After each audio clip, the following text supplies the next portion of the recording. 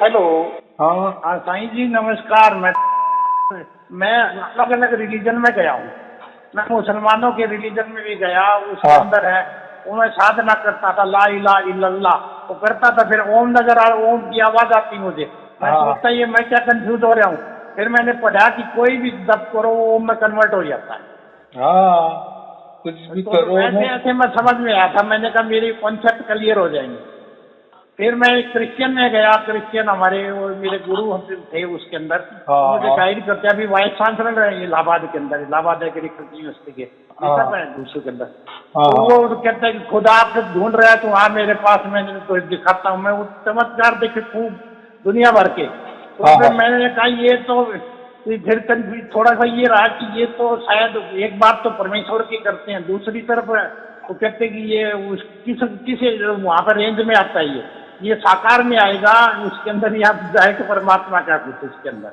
क्योंकि वो वचन तो आदि में वचन था, वचन परमेश्वर के साथ था, वचन परमेश्वर था, उसी हम्म से सब कुछ ये पैदा हुआ। ऐसे ऐसे तो मैंने कहा मेरे कॉन्सेप्ट क्लियर हो जाएंगे। इस हम्म वजह से मैं वो चाह रहा था कि वो मैंने कहा ऑफलाइन वीडियो मैं उसके अंदर देख लूँ, यदि डिलीट हो गई है तो मैंने कहा हम्म, दोबारा भेज दो उसके अंदर, नहीं नहीं वो नहीं, ऑफलाइन ही भेज दो उसके अंदर।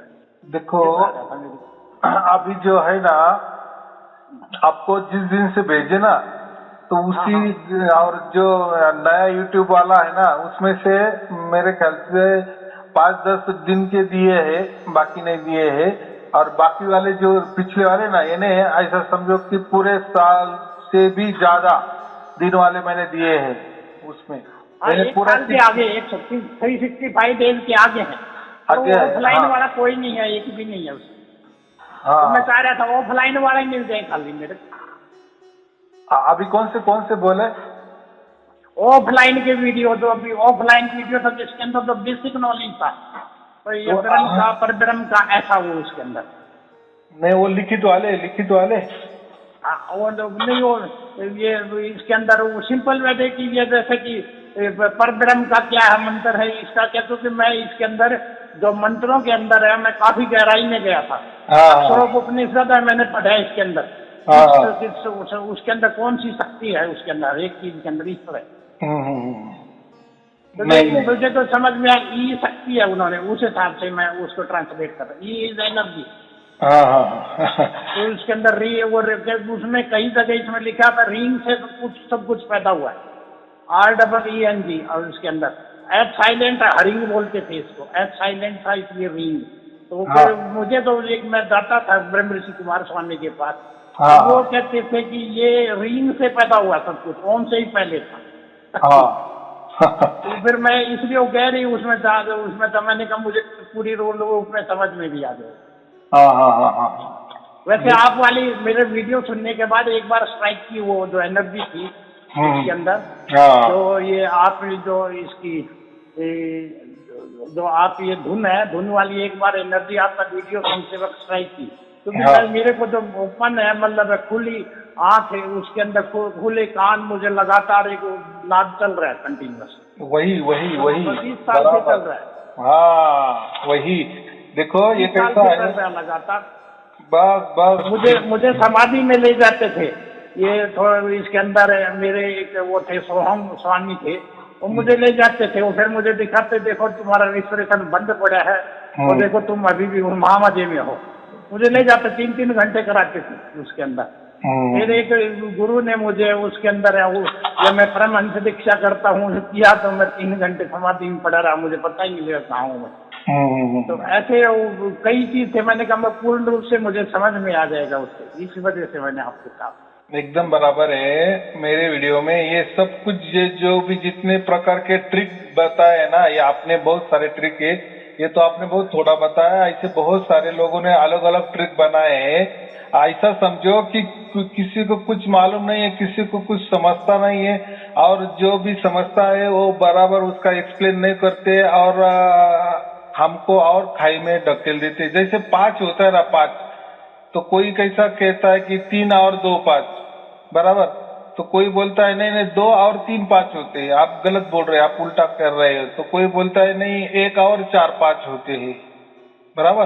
कोई बोलता है 6 - 1 1 5 हो जाते हैं, यानी है तो 5, लेकिन उसके लिए लोगों ने अलग अलग तरीके निकाले हैं।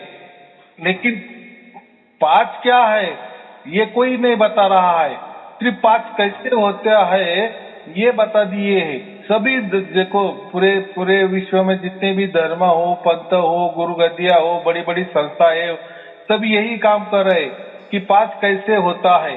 देखो अगर दोनों संख्या में 5 का अंतर दे दिए तो ऐसे आप लाखों करोड़ों भी संख्या कर सकते हैं ना।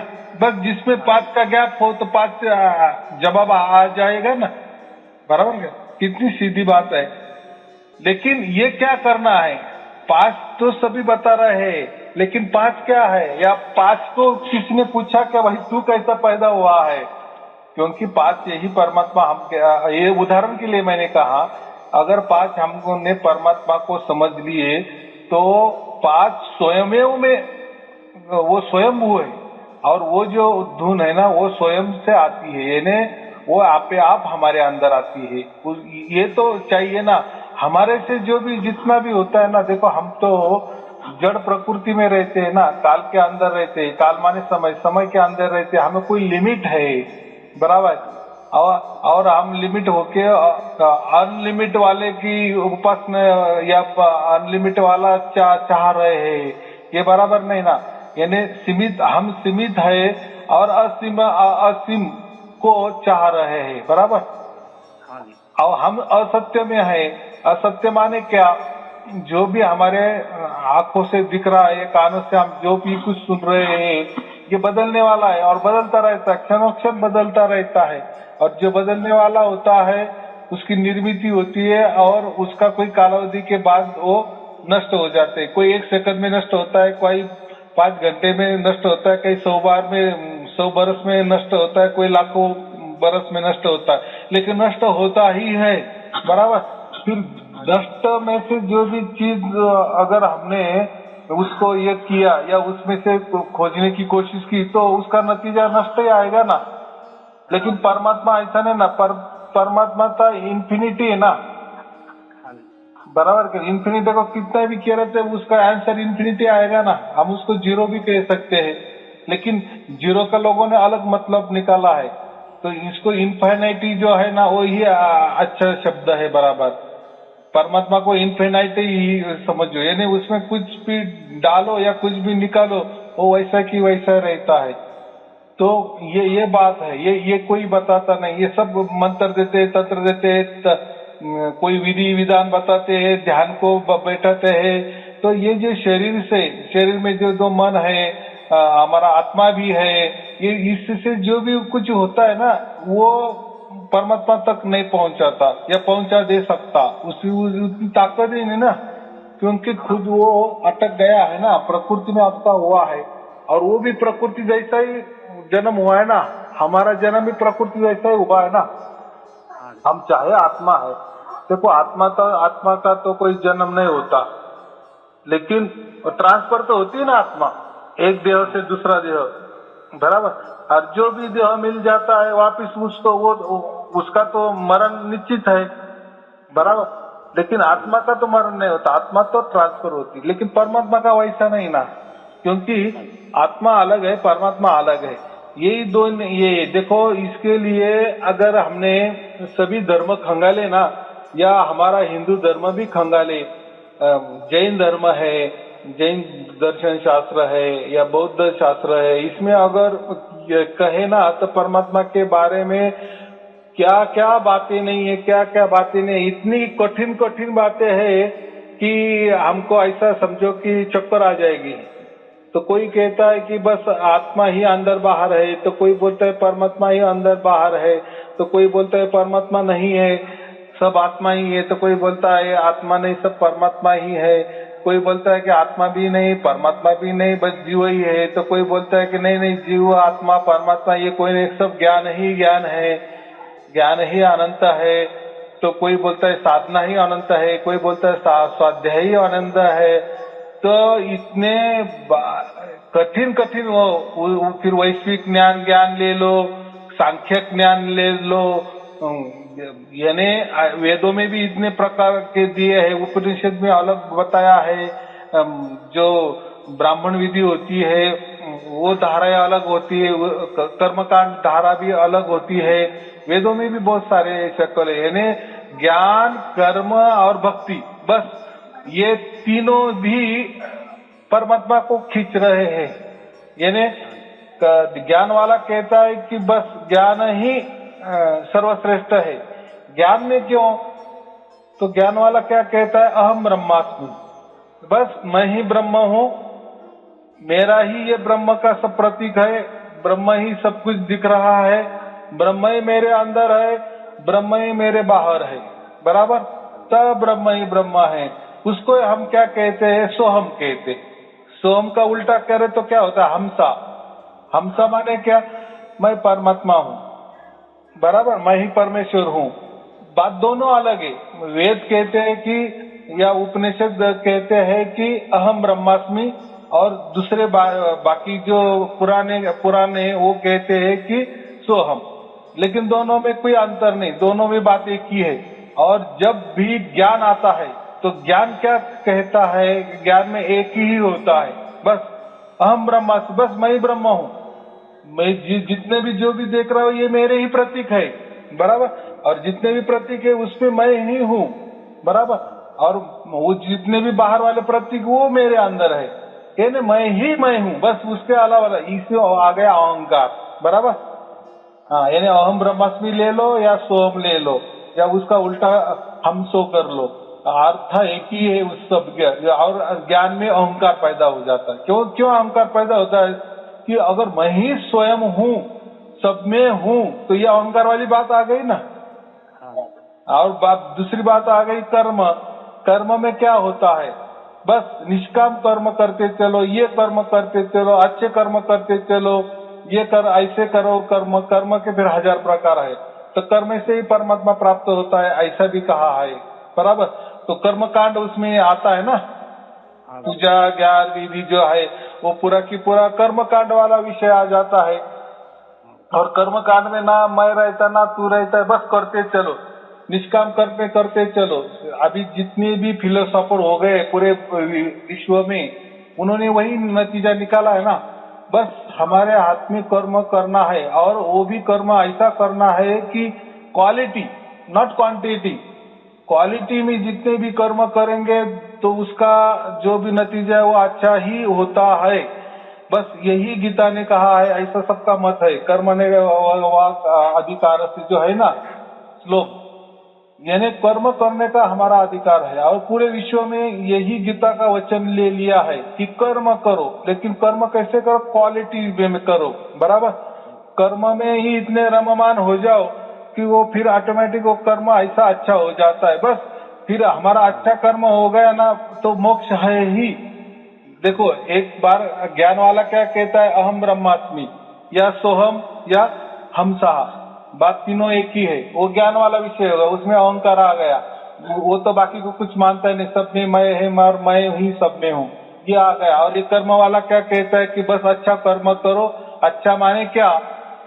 कि जो भी कर्म करेंगे तो उसमें हम पूरी के पूरे तरह से उसमें लीन हो जाओ कर्म करने में। जैसे कोई मिलिट्री मैन रहता है, वो देश के लिए युद्ध करता है ना, बस ऐसा युद्ध करना, उसने अच्छा युद्ध किया तो ऐसा समझो उसको मोक्ष मिल गया। या हमने जो भी दुनिया में अच्छा काम किए, कर्म किए, तो हमें मोक्ष मिलना ही है। ऐसे कुछ जरूरी नहीं कि उसके लिए कोई मंत्र जपने की जरूरत है, या मोक्ष जितने भी इसमें मिलता है उसमें मिलता है, वो कुछ करने की जरूरत नहीं। ये हो गया कर्म वाले, बराबर। और कर्म का सबसे ज्यादा प्रभाव चल रहा है। ज्ञान में तो थोड़ा सा है, ज्ञान तो अहंकार वाला ही है, लेकिन उसमें भी कोई परमात्मा नहीं मिलता, ज्ञान में उल्टा अहंकार मिलता है। और कर्म में क्या है? कर्म ही करते रहो, कितना क्वालिटी में करते हो, उसको कोई एंड नहीं ना। कर्म तुम कितना करोगे बराबर कि नहीं? हम हमारे परिवार के लिए भी करते हैं, क्वालिटी वाले कर्म करते हैं, बराबर कि नहीं? लेकिन एक परिवार नहीं ना, ऐसे तो हजारों लाखों अब्जों परिवार है, कितना करेंगे हम? किस लिए करेंगे? हमारी उम्र के हिसाब से होगा क्या इतना? तो ये कर्मवाद आ गया। इसलिए तो जो भी जितने भी साइंस चल रहा है ये कर्म के आधारित चल रहा है। जितने भी बड़ी बड़ी कंपनियां हैं बस कर्म के अधीन चल रही है। उत्कृष्ट कर्म करो, क्वालिटी वाइज कर्म करो, बस यही मोक्ष है। और फिर वो भी लोग मानने वाले, जैसे ज्ञान को मानने वाले हैं, वैसे ज्ञान योग को मानने वाले, वैसे कर्म योग को भी मानने वाले, और रहेगा बाकी अभी ये भक्ति मार्ग, बराबर। भक्ति मार्ग में क्या है ना, ये ज्ञान वाला अहंकार की बात है कि मैं ही ब्रह्म हूँ, अहम ब्रह्मास्मि, ये भी इसमें बात नहीं है, या कर्म वाली भी बात नहीं है, कोई कर्म कांड कुछ भी करना नहीं। बस इसमें क्या किया है, उल्टा किया है, यह अहंकार को भी इसने कट कर दिए है, यानी मैं नहीं ही हूँ, बस अभी जो भी कुछ है तू ही तू, तू ही तू, तू ही तू, बराबर। ये आ गया भक्ति में, बराबर। और कबीर साहब ने यही भक्ति का ही प्रसार प्रचार किया है ज्यादा। तो जितने भी आप उनके दोहे देखेंगे ना, तो वो भक्ति मार्ग के आधारित है कि बस तू ही तू करने वाला है। फिर देखो हम जो भी करते हैं भक्ति में, तू ही तू माने जो भी हम कर्म करेंगे उसमें तेरी हिस्सेदारी है, ऐसा समझे कि नहीं यही तू करने वाला है। तो देखो अगर किसी भी कर्म में हमने परमात्मा को ही डाल दिए, अभी तू ही करने वाला है, बराबर, या तू ही मेरे से करवा रहा है। फिर खाना हो, कोई हमारा पेट भरने का काम हो, या हमारा कुछ भी काम हो, फिर ज्ञान वाला भी काम हो, या कोई कर्म कांड वाला भी काम हो, उसमें हर इसमें वो परमात्मा लाता है। बस तू ही कर रहा है सब कुछ, चाहे मुझसे करवा रहा है, लेकिन अभी तो मैं भी नहीं हूँ, तू ही तू है। यानी पूरी तरह से कब्जा परमात्मा ने मेरे ऊपर कर लिया है।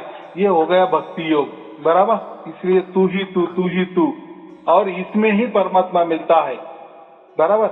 अभी आया समझ में।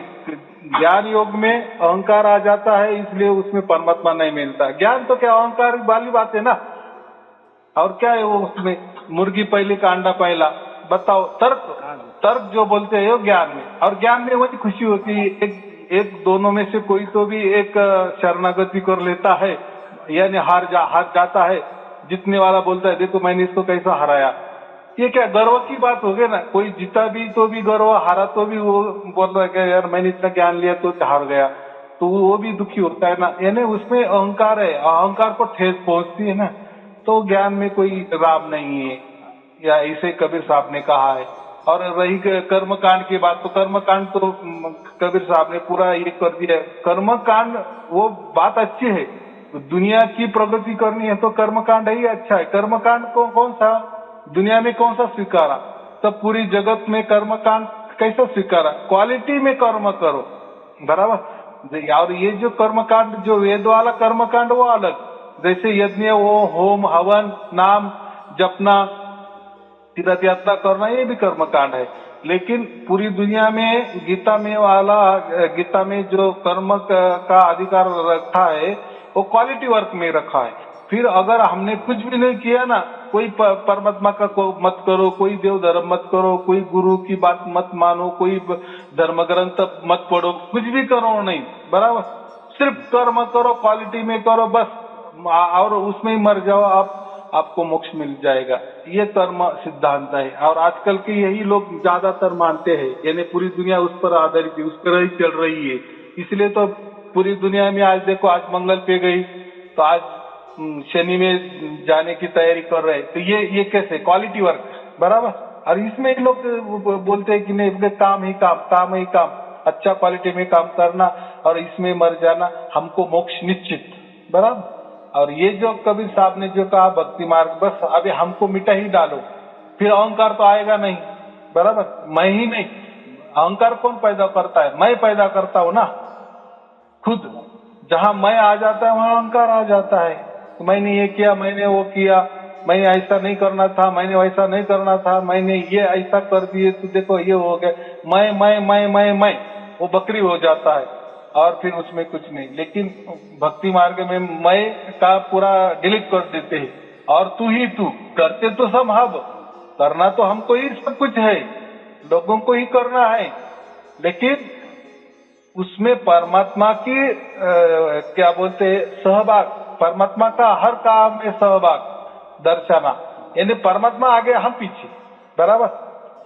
इसलिए तू ही तू, फिर परमात्मा की प्राप्ति हो जाती है। ये भक्ति योग है, और यही श्री कृष्ण जी ने भी उद्धव को बताया, श्री कृष्ण जी अर्जुन को भी बताया, लास्ट में बताया 18वां अध्याय में क्या कहा कि तुझे मैंने इतना ज्ञान योग भी बता दिए, कर्म योग भी बता दिए, आखिर में उन्होंने भक्ति मार्ग बता दिए कि बस अभी तू मेरे शरण में आ जा, बस तू जब मेरे शरण में आ जाएगा फिर मैं तेरा बराबर क्या करना है कि मैं करूंगा, बस बराबर तू मेरा होके युद्ध कर, यानी मुझे शरण में आ और फिर युद्ध कर, यानी उस युद्ध में मुझे डाल मन में, ये उस योग में, इसलिए भक्ति योग का कहते, भक्ति योग श्रेष्ठ इसलिए उसने बताया 18वें अध्याय में जो कहा है भक्ति योग, यही कबीर साहब ने लिया है और उन्होंने भी यही बताया है। तो जब हम यही करते हैं कि बस तू ही तू करने वाला, तो फिर वो जो सार शब्द है ना वो आप पे आप हमारे के अंदर अवतीर्ण होता है। अभी आपने कहा ना कि मुझे 2-3 बरस से वो आता है, वो एक आवाज होती है, बराबर, वैसे आवाज तो दुनिया में तो बहुत सारी है प्रकृति में।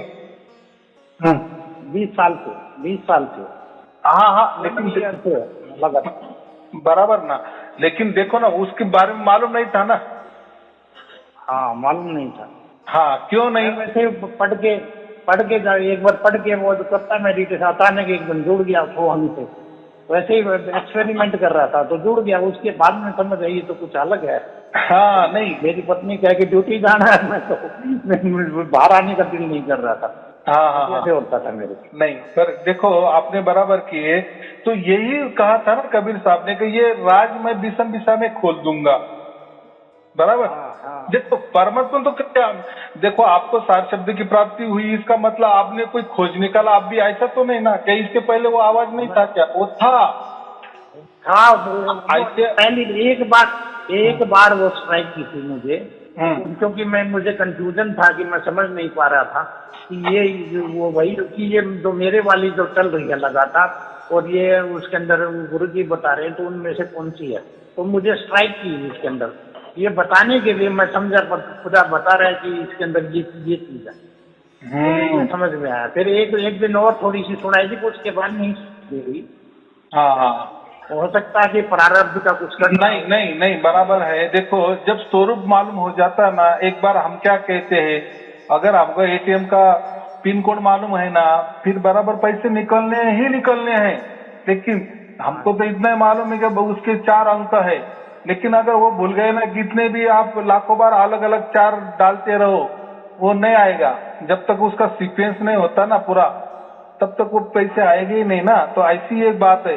तो देखो सभी धर्म तो यही कहते थे ना कि परमात्मा हमारे अंदर है, परमात्मा हमारे आजू बाजू है, परमात्मा कण में है, परमात्मा, ये तो सब बताते थे, है हमारे आसपास ही हो, लेकिन कौन सा परमात्मा? तो फिर अलग अलग लोगों ने अलग अलग उठाया उसका, या क्या बोलते हैं, उनकी बुद्धि से उन्होंने कर दिए, यार ये मंत्र है ना, बस यही परमात्मा है, यार ये सोम जो है ना वो आपे आप जो होता है ना, अरे बस सोम है, अरे हाँ सोम, क्या सोम का अर्थ क्या होता है? मैं ही परमात्मा हूँ, क्या तू परमात्मा है? वो अर्थ देखो, कोई स्वर का किसने ये कर दिए कि ये आपे आप होता है, ऑटोमेटिक होता है, उसमें सोम का शब्द होता है, जैसे श्वास लिए सो छोड़ दिया हम, लेकिन हम क्या आया, अरे मैं वहां हूँ, मैं परमात्मा हूँ। अरे तू परमात्मा है तो तूने क्या बनाया आज तक? या जिसको भी सोम की दे दिया मंत्र, तो वो बंदा 40-50 साल से अगर वो सोम का मंत्र भी कर रहा है तो कोई बना क्या? परमात्मा ने तो इतना बड़ा 35 लाख ब्रह्मांड बनाया, उसने तो कोई एक पत्थर तो भी बनाया क्या आज तक? या ऐसा समझे उसने उसका कुटुंब का, उसका परिवार का तो भी अच्छी तरह से लालन पालन किया क्या? खुद को परमात्मा कहने में क्या है? वो तो सहज बच्चों को भी बोल दिए ना तो वो भी बोलेगा कि मैं परमात्मा हूँ। या जैसे हम बोलते ना, तोते को भी राम राम बता दिए तो वो भी राम राम बोलने लगता है, लेकिन असल में उसको समझता है कि राम क्या होता है, बराबर कि नहीं? राम के विचार प्रकार होते हैं, तो हम तो वो राम वाले परमात्मा वाले मैंने आपकी वीडियो सुन ली है, उसके अंदर राम के बारे में आपने बताया था, ये असली तो ये सार शब्द वाला राम है, रमन करने वाला, ये सब के अंदर है, रमन करने वाले नहीं, सबके अंदर है, सबके बराबर है, वही वो शक्ति से तो हमारा आत्मा चलता है, बराबर। और वो परमाणु शक्ति है। परमात्मा माने परमाणु शक्ति, वो परमाणु शक्ति ये हमको ये आत्मा को देते हैं, और फिर हमारा आत्मा ये मन को देता है, फिर वो मन शरीर को देता है। ये ऐसा सब चलता है कार्यक्रम। लेकिन हमारा कर्तव्य क्या है, ये तो सब हमको मालूम है कि आत्मा है इसलिए हम जीवित है, ये आत्मा से ही ये सब कुछ शरीर चलता है या मन चलता है, वही उसको पावर देता है, एनर्जी देता है। लेकिन हमको किसने एनर्जी दी है ये कोई नहीं समझता ना। अब हर इसको अलग अलग एनर्जी है ना, तो ये एनर्जी का स्रोत तो वो परमात्मा है ना। और ये जो सब कुछ कार्यक्रम हो रहा है परमात्मा के अंदर हो रहा है, और मैंने वो उसमें भी बहुत सारे कैसेट में भी वो बताया भी है। तो हमें इतना ही समझना है कि वो जब हमको सीक्वेंस लग जाती है परमात्मा के बारे में कि हाँ ये ऐसा ऐसा परमात्मा होता है, उसका स्वरूप ये ऐसा ऐसा है, बस फिर उसी वक्त वो जो स्रोत जो चल ही रहा था हमारे अंदर, वो क्या आज नया नहीं ये चल रहा है, वो पहले से ही चल रहा था, फिर हमको सुनाई देने लगता। क्यों? तो इतनी हमारी बुद्धि सूक्ष्म होती गई, इतनी देखो पहली बुद्धि हमारी शरीर के ऊपर थी, बराबर, उतनी सूक्ष्म थी। फिर शरीर के बाद में हो गई मन में बुद्धि, बराबर, तो मन भी सूक्ष्म है ना, बराबर। ले बाद में तीसरी बार गई वो हमारे आत्मा के अंदर बुद्धि, फिर वो कितना सूक्ष्म हो गई, बराबर।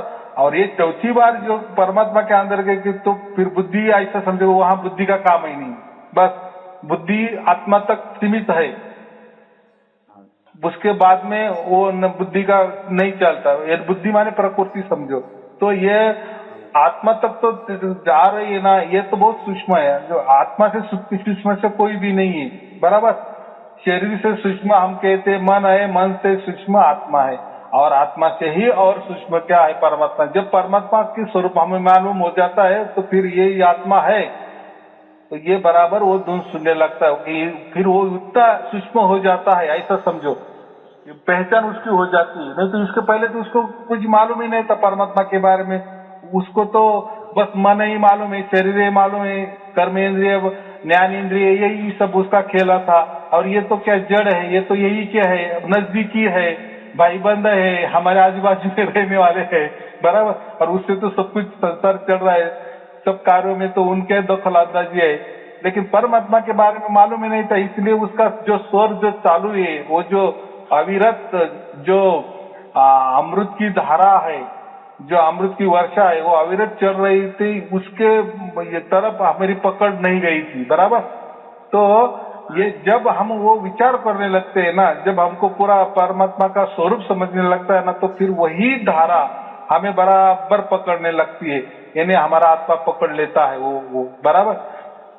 लेकिन आत्मा ही पकड़ सकता है, मन नहीं पकड़ सकता। मन तो ये जड़ है, मन का विषय वो नहीं, मन का विषय तो शरीर है, कर्मेंद्रिय है, ज्ञान इंद्रिय है।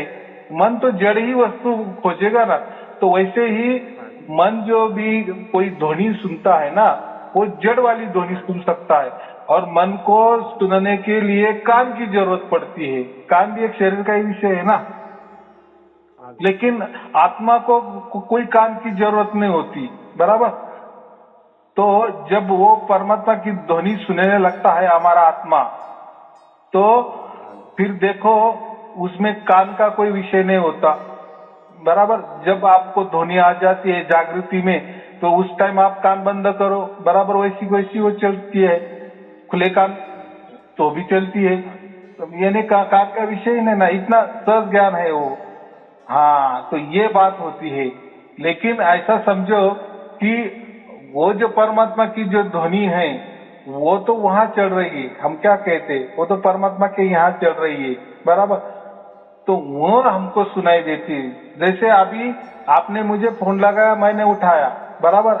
अभी मैं जो भी बात कर रहा हूँ वो नासिक में बात कर रहा हूँ, बराबर। लेकिन मेरी बात आप हजारों कोसों दूर है, वहां सुन रहे हैं, बराबर। और आपको ऐसा लग रहा है कि नहीं गुरुजी मेरे घर में आया है, बराबर कि नहीं। अभी ये तो टेक्निक है, ये तो अभी मालूम है कि मैंने मोबाइल नासिक में लगाया है तो मैं नासिक बात कर रहा हूँ। लेकिन असली में बात तो थोड़ी ऐसी है कि मेरा तो आवाज आपके घर में आ रहा है ना। हाँ जी। हाँ, तो वैसा ही वो 7 शब्द का जो आवाज है ना, वो तो परमात्मा के यहाँ चल रहा है। वही आवाज हमारी आत्मा नीचे सुनती है। यानी जैसे ये मोबाइल का मैंने उदाहरण दिया, वैसा, बराबर। तो ये थोड़ा सा सूक्ष्म फर्क होता है, ये समझ लेना चाहिए। हाँ बोलो। जी, मैं चाह रहा हूँ ये जो धुन है इस पे कृपा करो, थोड़ी सी आप मेरी लगातार सुनाई दो, थोड़ी सी आप संकल्प कर दो, क्योंकि संकल्प मात्र से हो जाता है। एकदम बात बराबर है। देखो आप वहां तक तो आ गए ना। रेगुलर हो जाए बस, दैट्स ऑल। उसके बाद मुझे कुछ नहीं चाहिए जिंदगी। नहीं, बराबर है ना। देखो आपका अभी सब कुछ हो गया है, जैसे आपकी पहली कक्षा भी हो गई, आपका स्कूल भी हो गया, आपका कॉलेज भी हो गया, आपका जो ग्रेजुएशन भी हो गया, आपका पीएचडी भी अभी हो गया है। क्यों हो गया है? देखो यहाँ तक आए तो आपने ये पिछला सब कुछ किया, इसलिए यहाँ तक पहुंचे। आपको आना ही आना है, वो मिलनी ही मिलनी है। लेकिन क्या होते हैं, कोई कंसेप्ट जो होते हैं ना हमारे मस्तिष्क के अंदर इतने गहराई में बैठे हुए होते हैं कि हमको जो अब उसका ध्वनि सुनाई भी देता है, लेकिन वो जो संशय है ना वो हमें सुनाई नहीं देते। ये बात होती है, ये बहुत सूक्ष्म गहरा वाला विचार है। हम बोलते हैं ऐसा कैसा, तो देखो ना, आप अगर आपका ही जीवन ले लो तो पूरे 50 साल के अंदर आपने क्या क्या नहीं किया, बराबर कि नहीं? तो कोई विषय तो आपके समझ में आए है या आपको उसकी पहचान है या नए नए है, लेकिन इसके पहले भी कोई बहुत सारे विषय है, उसके ऊपर आपने बहुत एक्सपेरिमेंट भी किए, तो वो आपके अंदर इतने घुस गए हैं कि ऐसा समझो कि वो ढूंढना और वो मिलना भी नामुश्किल है। तो इसीलिए तो ये जो वीडियो मैंने निकाले है ना, जैसे उस पर वो प्रहार हो जाता है। देखो अभी तो मैंने अभी इतना बात किया है, तो अभी जितने विषय आपको मालूम है उतने, लेकिन मैंने जो हर वीडियो में अलग अलग विषय बताए, तो जैसा उनका विषय निकलेगा ना, तो वो जो अंदर वाले आपके जो गहराई में जो छुपे हुए है ना, वो बाहर निकलते जाएंगे। एक बार पूरा तरह अपना हमारा मस्तिष्क क्लियर हो जाता है ना, क्लियर कट हो जाता है ना, शुद्ध हो जाता है ना, तो देखो फिर ये जो धुन है ना, ये तो सबसे सूक्ष्म है, इतनी सूक्ष्म कि इसके परे भी सूक्ष्मता ही खत्म हो जाती है परमात्मा की ध्वनि, फिर वो बराबर हमें सुनाई देने लगती है। ये बात होती।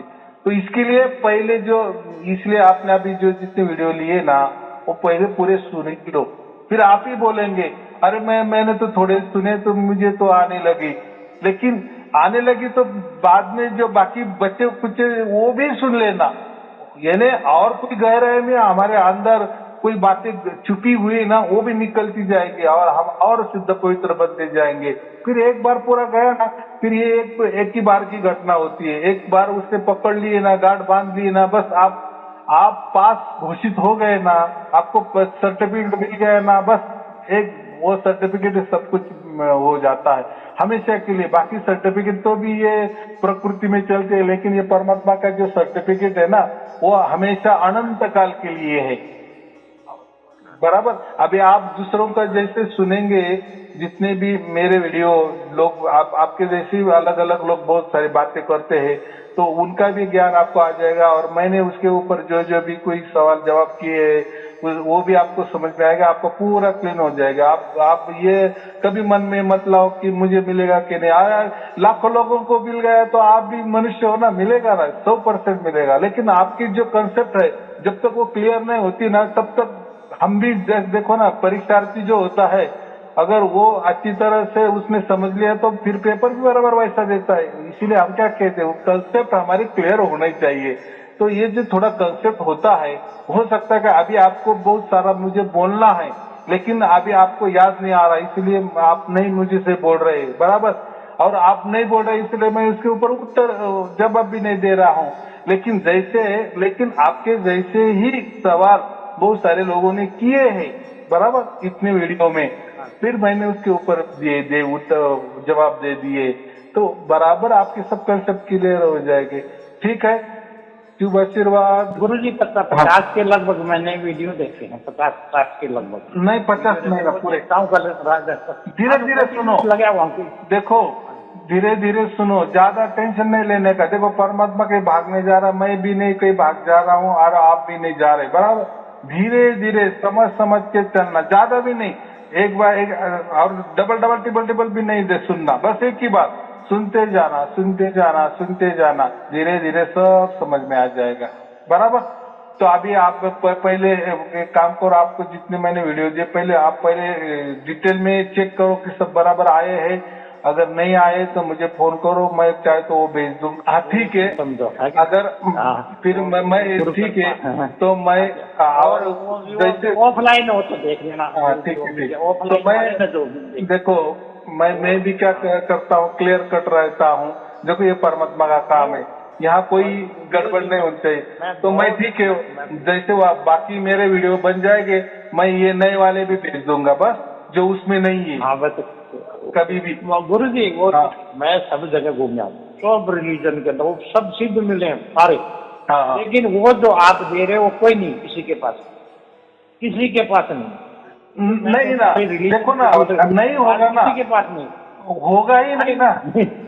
कबीर साहब ने ही कहा था ना विषम विषम में, वो उसका एक दोहा ही है ना, विषम विषम में ये राज खुला कर दूंगा, तो नहीं रहेगा ईसा, नहीं रहेगा मूसा, राज करेगा जगदीशा। तो ये विषम विषम का उन्होंने कहा ही था ना। मेरा एक दोस्त है, वो रोज मुझे वो ईसा मसीह का उसके अंदर उसको कृपा मिली तगड़ी, वो इमीडिएट ठीक हो जाते हैं बीमार को।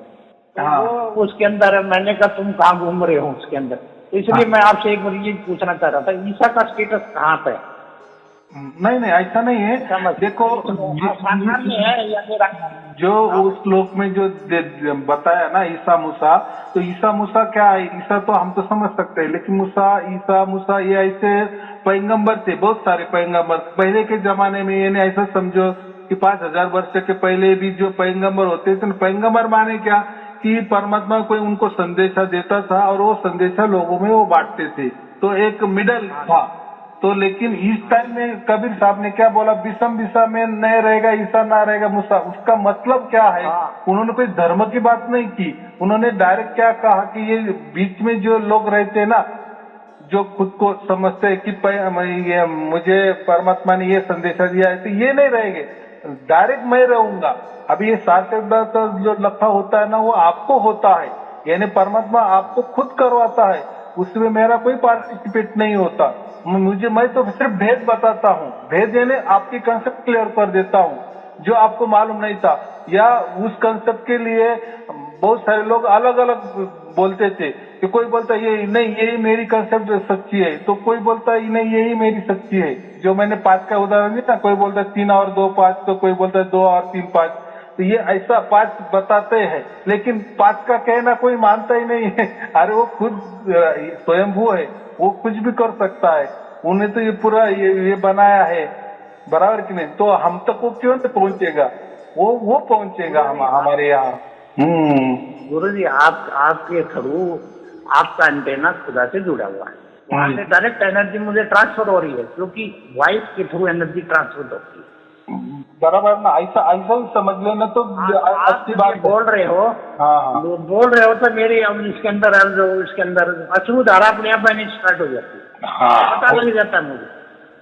जैसे पिछली बार भी मैंने आपसे बात की, ऑटोमेटिक स्टार्ट हुआ, मैं समझ जाता हूँ। बहुत अच्छी डायरेक्ट मैंने कहा मैं सही सदगुरु से मिल गया। हाँ, तो ये कैसे सूक्ष्म बातें होती है, और ये अपने लिए ही काफी है, यानी वो उसमें हम स्वयं भागीदारी होती है ना, स्वयं के साथ वो घटता है ना, तो उसमें हमारा ज्यादा विश्वास होता है, बराबर।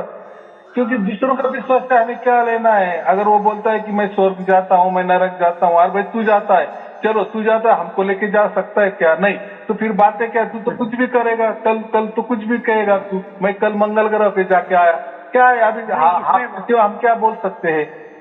गुरु जी काफी थे लोग जो उसके अंदर विश्व कहता है, वो कहता है मेरे पास तो सिद्ध पुरुष मिले, उन्होंने कहा कि मुझे विश्वामित्र से मैं मुलाकात, डायरेक्ट मुलाकात हुई। वो ऐसा आदमी व्रतधारी आदमी, 50-60 के लगभग उसकी उम्र है। हाँ। मेरे पास आता था, और राधाकृष्ण मिशन के लोग आते थे, हेड थे, जो अमेरिका का हेड था राधाकृष्ण, और हमारे राधाकृष्ण राष्ट्रपति का भाई था, वो मेरे पास आता था। उसने कहा कि आपको इस साल की वो आपको प्राप्त होगा, उन्होंने कहा था पहले, रामकृष्ण ने उनको बताया था। और मेरे पास वो कहते विश्वामित्र से मिल के आए, खुद वो पहुंचे हुए थे, ऐसी नहीं थी, पर वो निराकार में पहुंचे हुए, निर्गुण निराकार के तक मेरी जब जहाँ तक पता लगा, वो कहते पूर्णता प्राप्त कर ली, पर मुझे लगे निर्गुण निराकार तक। बहुत। तो ऐसे ऐसे लोग आते थे। तो बीच में कंफ्यूजन हुआ कि इसके अंदर तो 2 ही आदमी है जो उसके अंदर 6 शरीर यहाँ से पृथ्वी से ऊपर गए हैं। तो हाँ। ईसा था दूसरा, ये थे कबीर मालूम कबीर जी।